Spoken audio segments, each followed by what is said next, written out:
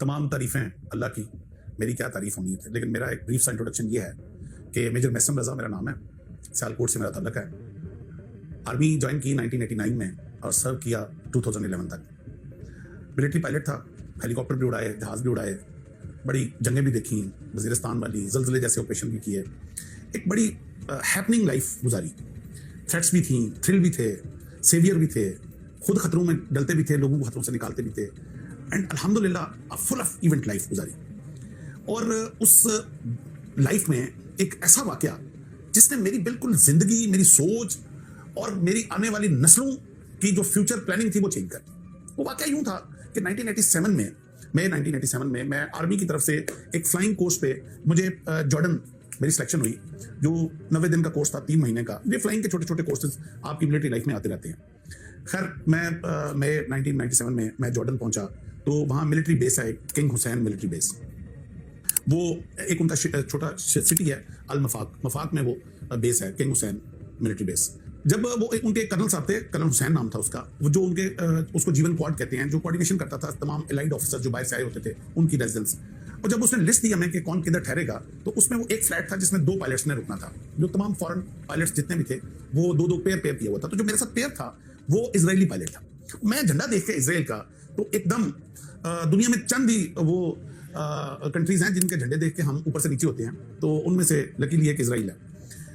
तो मैं एकदम आई वाज शॉक्ड, और मैं कर्नल हुसैन को मैंने कहा जाके कि सर आपको पता भी है कि diplomatically we are not aligned with Israel, so if you could change my flatmate. तो उसने एकदम कलम पकड़ा, उसने कहा हाँ व्हाई नॉट, यस। तो अच्छा, जब वो काटने लगा तो ऐसे मेरी तरफ ऊपर देख के मुझे कहता है, but just for your information that pilot of Israel requested me to be your flatmate.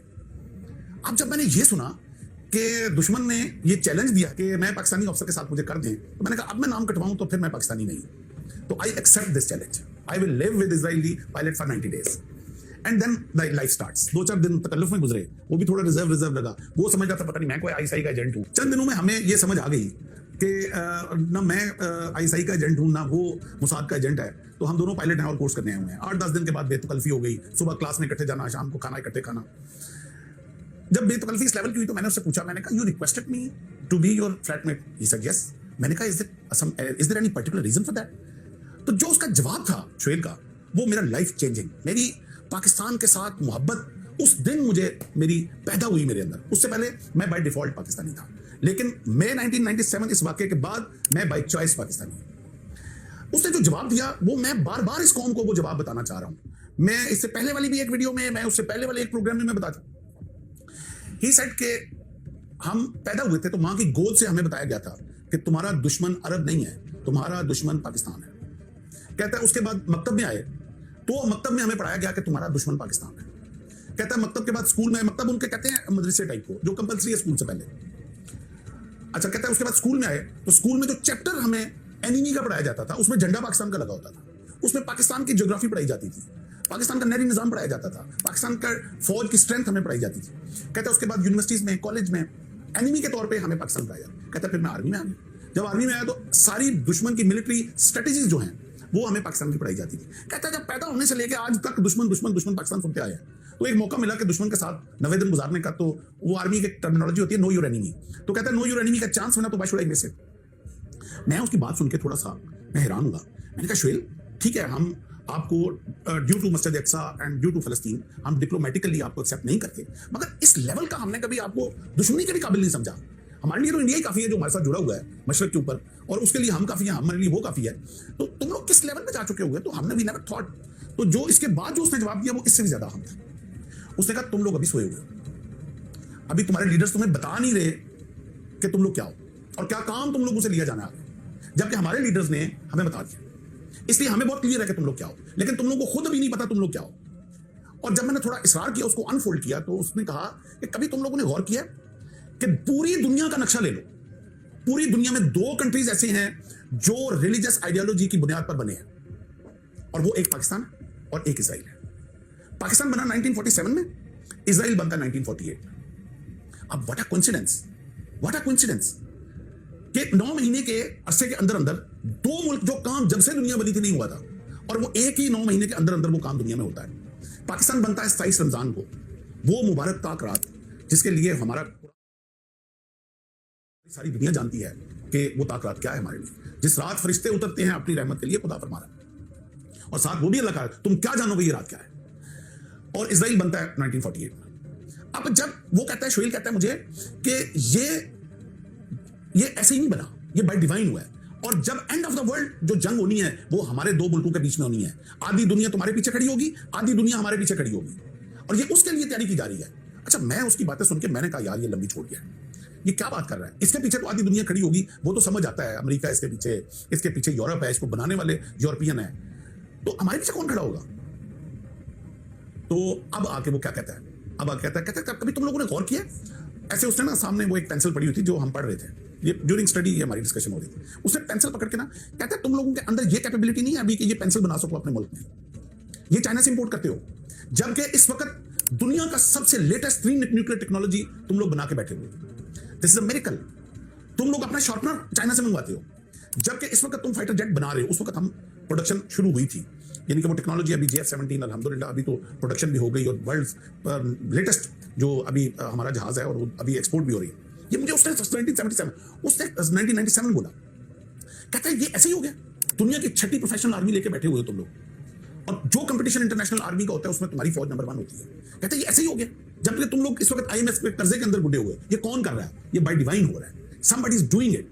ये तुम लोगों को खुद नहीं अभी समझ आ रहा। ये जब आखिरी वक्त आना है, जब हम दोनों ने आमने सामने खड़ा होना, तुम लोगों को उस वक्त तुम्हारे लीडर्स ने तुम्हें गाफिल रखा हुआ है। वो बेतकल्लफी की वजह से फरत जज्बात में बोल गया, या कुछ ऐसा भी है कि हम पाकिस्तानी होस्ट बड़े अच्छे होते हैं। मैं उसको अक्सर बाहर खाने के लिए ले जाता था, बिल मैं पे करता था, तो वो हमारी जो अच्छी होस्ट होने की एक काबिलियत है ना, तो शायद उस वजह से वो सच उगल गया मेरे आगे।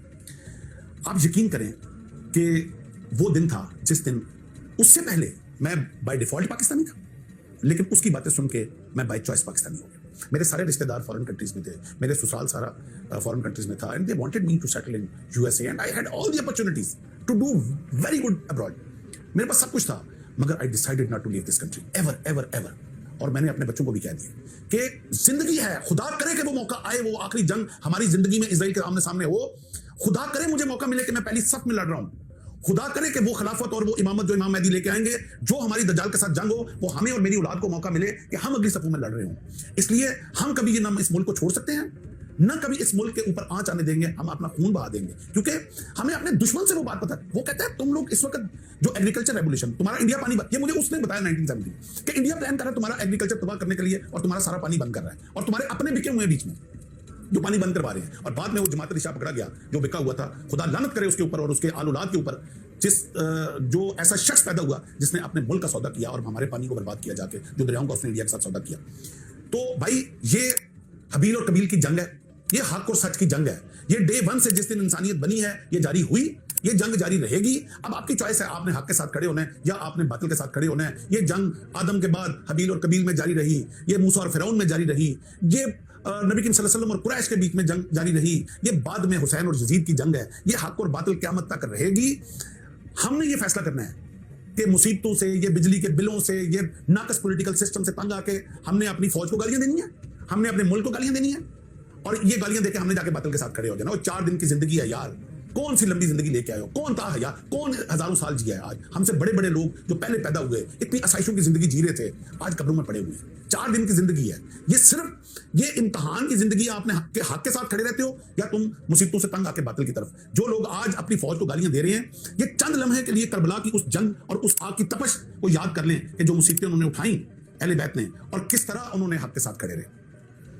खुदा के लिए वो मुझे इल्हाम इकबाल का एक बड़ा खूबसूरत शेर याद आ गया, मीरे अरब को आती है ठंडी हवा जहां से, मेरा वतन वही है, मेरा वतन वही है। ये मेरे आका सल्लल्लाहु अलैहि वसल्लम को ठंडी हवा हमारे मुल्क से आई है। ये है वो फौज जिसने निकलना है इमाम मेहदी के साथ और जिसने दज्जाल के साथ लड़ना है। हमें ये विजन ये इजरायली ऑफिसर ने दे दी थी, उनको पता है कि ये फौज है जिसने लड़ना है। आज चंद जो मकासद हैं, चंद जो पॉलिटिकल सिस्टम की जो रॉन्ग डिसीजंस हैं, उनकी वजह से आके हम लोग अपने मुल्क के खिलाफ हो गए हैं। हमें हमारी जुबान कैसे जेब देती है, वो कट क्यों नहीं जाती जुबान जो अपने फौज और अपने मुल्क के अगेंस्ट बात करे। मैं काफ़ी जज्बाती हो जाता हूँ इस टॉपिक से। मैं चूंकि थोड़ा पढ़ने लिखने का थोड़ा शौक भी है, मैं एक शेर नवाबजादा नसरुल्लाह खान साहब का बड़ा मेरा वो एवर फेवरेट शेर है कि वो पूरी गज़ल है, वैसे तो मैं पढ़ सकता हूँ लेकिन वक्त की किल्लत की वजह से मैं एक शेर पढ़ूंगा कि वो कहते हैं कि कब अश्क बहाने से कटी है शब हिजरा, कि रोने से रात का गम खत्म नहीं होता। कब अश्क बहाने से कटी है शब हिजरा, कब कोई बला सिर्फ दुआओं से टली है। ये बलाओं से टलने वाली, दुआओं से टलने वाली बला नहीं है। ये जो हमारे उलमा आके खड़े हो जाते हैं ना कि अल्लाह इजराइल को तबाह कर दे, अल्लाह फलस्तीनियों को तू मदद फरमाओ, भाई ये दुआओं वाला काम नहीं है। ये प्रैक्टिकली फील्ड में आके प्लानिंग, विजन, ये बड़ा स्ट्रेटजी वाला काम है। और मैं आखिर पे मैं ये मेरा सारा टॉपिक जो है ना इनकम्प्लीट रहेगा अगर मैं एक शख्स का नाम ना लूं जिसमें मैं पूरा पिछला प्रोग्राम कर चुका हूं। David Ben Gurion, 1948 first prime minister of Israel. वो शख्स वजीर आजम बनता है, पहला इजलास होता है इजराइल में, और पहले इजलास में जो अपनी तकरीर करता है उसमें क्या बकवास की उसने, वो मैं आज आपको वर्ड टू वर्ड इस प्रोग्राम में सुनाऊंगा। और अब सोचें कि उस कौम का वजीर आजम बना जो मेरे आका सल्लल्लाहु अलैहि वसल्लम ने जंगे बदर में जिनको धकेला, बदर से 1400 साल धक्के खाते रहे, दर बदर धक्के खाते रहे, इनको ठिकाना नहीं मिला। यूरोप ने पहली और दूसरी जंग अजीम के बाद प्लानिंग करके इनको एक ठिकाना दिया फलस्तीन के अंदर, और जब इनको छत मिली, जिस दिन छत मिली उस दिन डेविड बेन गुरियन पहले इजलास में क्या बकवास करता है, मैं वर्ड टू वर्ड उसको कोट अनकोट करूंगा।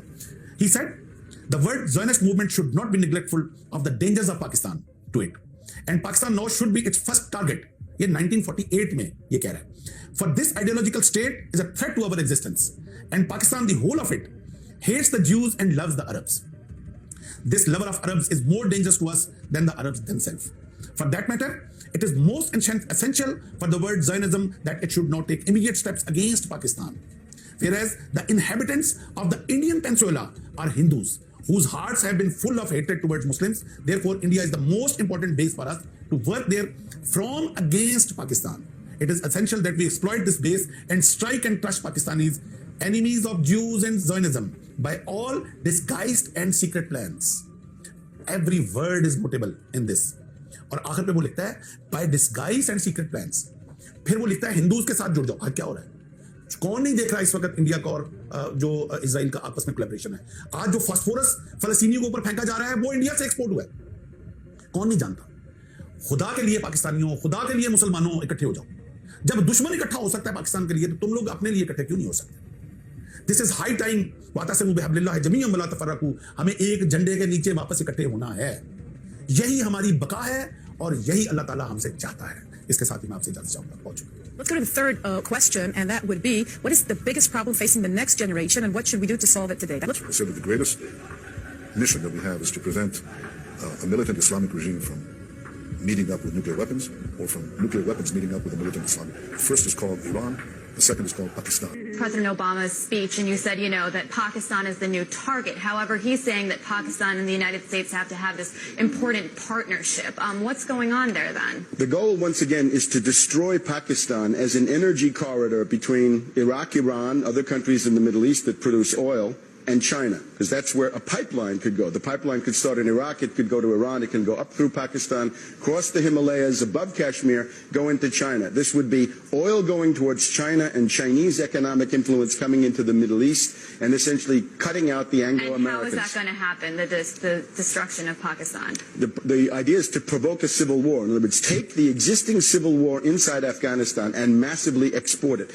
The U.S. would possibly consider a direct attack on Pakistan, but they can't, because Pakistan is too big and it has nuclear weapons. So there's nuclear deterrence. The only way to do it is to take the Pashtun population in Afghanistan and Pakistan, rile them up into an independence movement, do the same thing with the people in Baluchistan, and with that you've carved Afghanistan, you've broken Pakistan into 4 pieces or 3, and you've even started to carve Iran, because those Baluchis are a peripheral group of the Iranians. So परचम हिलाल के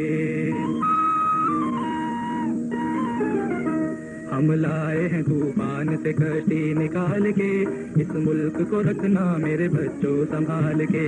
हम लाए हैं तूफान से कश्ती निकाल के, इस मुल्क को रखना मेरे बच्चों संभाल के। बरसों के बाद फिर उड़े परचम हिलाल के, इस मुल्क को रखना मेरे बच्चों संभाल